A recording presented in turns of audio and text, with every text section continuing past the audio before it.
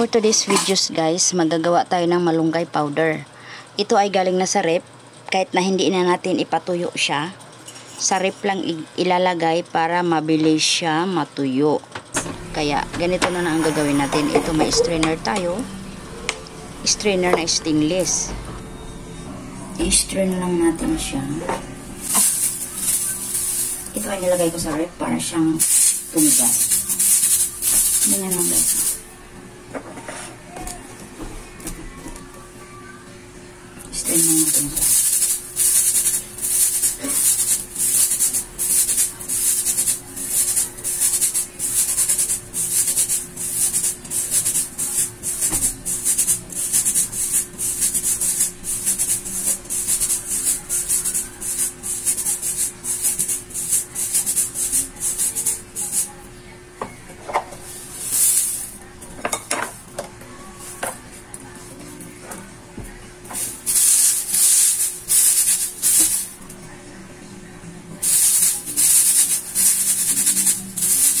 Marami na ito siya guys. Kasi pag nagkape ako guys, kape o gatas, yan nilalagyan ko siya.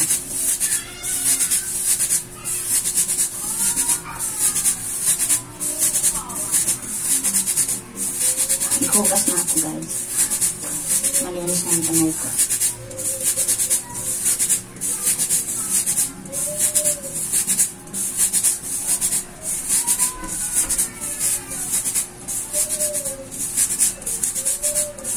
Marami na rin ito guys. Diba, pag nagluto ako ng ulam, pag walang malunggay fresh, ito ang nilalagay ko guys.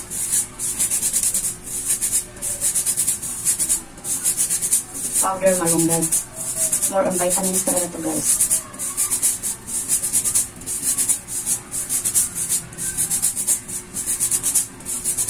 Ang nagturo naman nito guys, yung inalagaan kong matanda si Ate Flor. Kasi sinabi dahil ganun daw ang gagawin. Ganun daw ang ginagawa sa anak niya. Yung nagagawa ng malunggay powder. Dibuti, meron naman siyang stainless. Stainless na strainer. Hindi siya pwede pag hindi ilalagay sa rep. Kailangan nakalagay siya sa rep para siyang tumigas.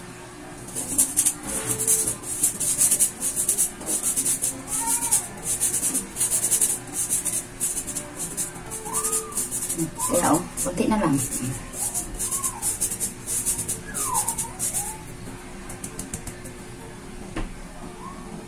Isala ko siya ulit guys.